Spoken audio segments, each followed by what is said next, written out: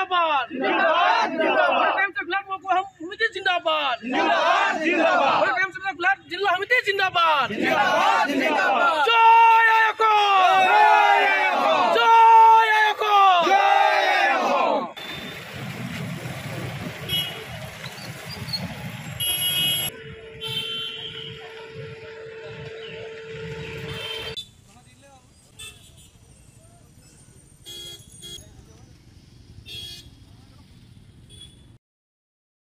নাই আমি টাই আহোম ছাত্ৰ সন্থাৰ এটা সজাতি দল আজি শোধনাগাৰলৈ আহিলোঁ।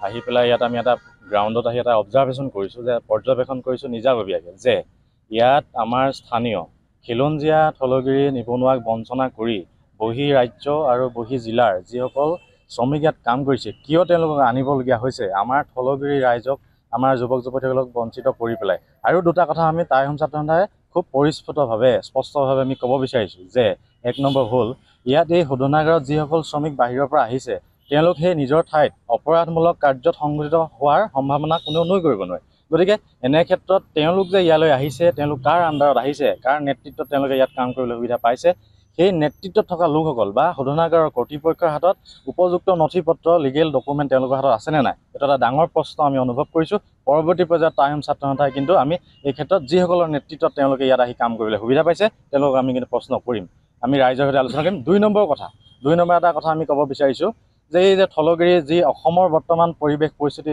ভাল নহয়, আমি সম্পদৰ কথা কৈছোঁ, আমাৰ অধিকাৰৰ কথা কৈছোঁ।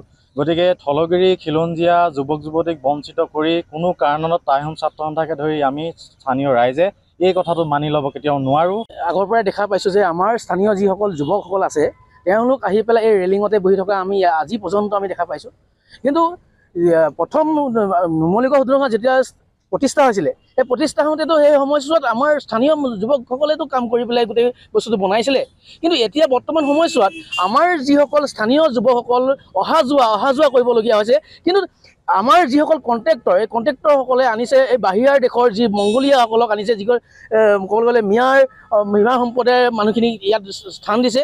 কিন্তু আমাৰ স্থানীয় যুৱক যুৱতীসকলক তেওঁলোকে কেতিয়াও দিব পৰা নাই।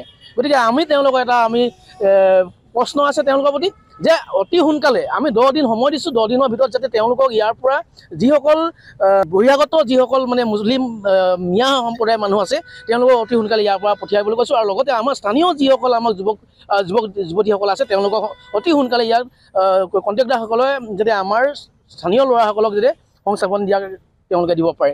আৰু লগতে এটা কথা কওঁ, যে আমাৰ যি অকল নুমলীগড় ৰিফাইনেৰীতে নহয়, আমাৰ গোটেই এই অঞ্চলটোৰ, এই অঞ্চলত যাতে ইয়াত কোনো পৰ্যায়ে ইয়াত কোনো মিয়াসকলক ইয়াত ৰখাব দিয়া নহ'ব।